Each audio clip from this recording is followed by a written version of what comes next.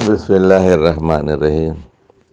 یہ جو صاحب ہیں یہ ہیں تو بڑے، یہ تو بہت مخلص بظاہر یہی معلوم ہوتا ہے، لیکن یہ اپنی حیثیت سے بڑی باتیں کر رہے ہیں، اپنی حیثیت اور اپنے مقام سے بڑی باتیں کر رہے ہیں۔ مخلص ہیں، اچھے آدمی ہیں، قرآن بھی پڑھنا چاہیے، حدیث بھی پڑھنا چاہیے، اور اپنے علم میں اضافہ کرنا چاہیے۔ تو اب انہوں نے کیا کیا، وہ فقط کفر، تو کفر کے یہاں پر معنی کیا ہے؟ اب انہیں عربی تو آتی نہیں، اور اب یہ کہ کفر کے کتنے معنی ہیں، کفر اور کفر کیا مطلب ہے؟ کفر شکر کے مقابلے میں آتا ہے، تو کفر کا مطلب ناشکر بھی ہوتا ہے۔ کفر اب یہ اصطلاحی معنی میں کافر لے رہے ہیں، یعنی کافر تو اس کو کہتے ہیں جو قرآن کا انکار کرتا ہے، احادیث کا انکار کرتا ہے، تو وہ کافر ہے۔ تو کافر ہوتے ہیں دنیا میں، مسلمان بھی ہوتے ہیں، کافر بھی ہیں۔ اچھا، اب وہ مومن کے مقابل میں کافر آتا ہے، ایک شاکر کے مقابل میں کافر آتا ہے، ایک مومن کے مقابل میں کافر ہے۔ جیسے وہاں منکم، وہ سورہ تغابن میں کہا گیا منکم مومن و منکم کافرون، تو دیکھیں وہاں مومن اور کافر کا ایک دوسرے سے تقابل ہے۔ اچھا، اب یہ جو مشہور حدیث ہے کہ جو مسلمان کو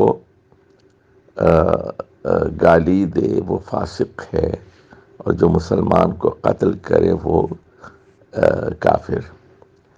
تو یہاں بھی علماء نے کہا یہاں کا کفر سے مراد دون الکفر دون الکفر، الکفر دون الکفر، یعنی یہ وہ کفر ہے جو کفر کے علاوہ ہے، یہ کفر سے الگ ہے۔ یعنی فرض کیجئے میں ایک مسلمان کو قتل کر دیتا ہوں، میں کافر ہو جاتا ہوں، گناہ کبیرہ کا مرتکب تو ہو جاتا ہوں لیکن کافر نہیں ہوتا۔ میں لا الہ الا اللہ کہہ رہا ہوں، ایک مسلمان کو قتل کر رہا ہوں، اور کہہ رہا ہوں کہ تم نے میرے باپ کا قتل کیا تھا، میں نے تمہارا قتل کر دیا، تم نے میرے بھائی کا قتل کیا تھا، میں نے تمہارا قتل کر دیا۔ لا الہ الا اللہ، لا الہ الا اللہ، میں کہہ رہا ہوں میں مسلمان ہوں، میں کافر ہوں گا؟ میں گناہ کبیرہ کا مرتکب ہوں، میں ظالم ہوں، میں فاسق ہوں، میں نافرمان ہوں، لیکن کافر نہیں ہوں میں۔ تو یہ باریکیاں ہوتی ہیں، ان کو سمجھنے کی ضرورت ہے۔ تو یہ سطحی علم جن کا ہوتا ہے وہ اسی طرح کے فتوے دیتے۔ اب انہوں نے وہ اور آگے جو ہے اس کے لائن بنا لی، انہوں نے کہا کہ میری بیوی بھی حرام ہو گئی۔ توبہ توبہ، السلام علیکم ورحمۃ اللہ۔ بھائی، تو وہ کسی نے پوچھا نا، لطیفہ بہت اچھا ہے اور سبق آموز بھی ہے۔ تو کسی عالم سے کسی اسی طرح کے آدمی نے پوچھا، اچھا بھائی بتائیے کہ تارک نماز کا کیا حکم ہے؟ من ترک الصلاۃ ہے نا، جس نے نماز چھوڑ دی اس کا کیا حکم ہے؟ تو سوال کرنے والا عالم دین سے یہ پوچھنا چاہ رہا تھا، بتاؤ جس نے نماز چھوڑ دی وہ مسلمان ہے، کافر ہے، کیا ہے وہ؟ ما حکم، اس کا حکم کیا ہے؟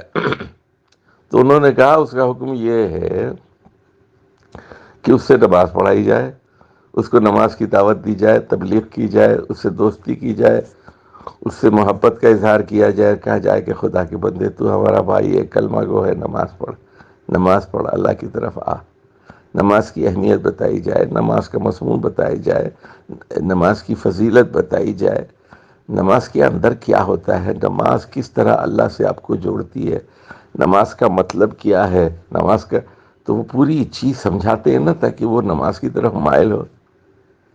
تو دیکھیے ہم لوگ داعی ہیں، ہم لوگ مبلغ ہیں، ہم لوگ قاضی نہیں ہیں، مفتی نہیں ہیں۔ تو یہ صاحب جو ہے علم کے بغیر مفتی بن گئے ہیں، مخلص تو ہیں لیکن علم کے بغیر مفتی بن گئے ہیں۔ بیوی کے اوپر بھی انہوں نے زندگی حرام کر دی ہوگی، اللہ اس بیچاری پہ رحم فرمائے۔ السلام علیکم ورحمۃ اللہ۔ صلی اللہ علیہ وسلم نے فرمایا کہ من ترک الصلاۃ متعمدا فقد کفر. ٹھیک ہے، حضور علیہ الصلوۃ والسلام کی اس حدیث کے مطابق تو نماز چھوڑنے والا کافر ہو گیا.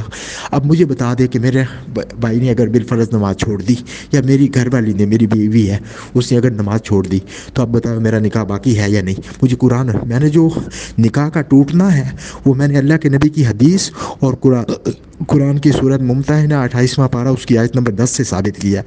ٹھیک ہے، کہ نکاح ٹوٹتا ہے. اور یہ کسی مفتی سے فتویٰ لیں گے، وہ تمہیں بتائے گا کہ میاں بیوی میں سے کوئی کافر ہو گیا، تو اس کا کافر ہونا نماز چھوڑنے کی وجہ سے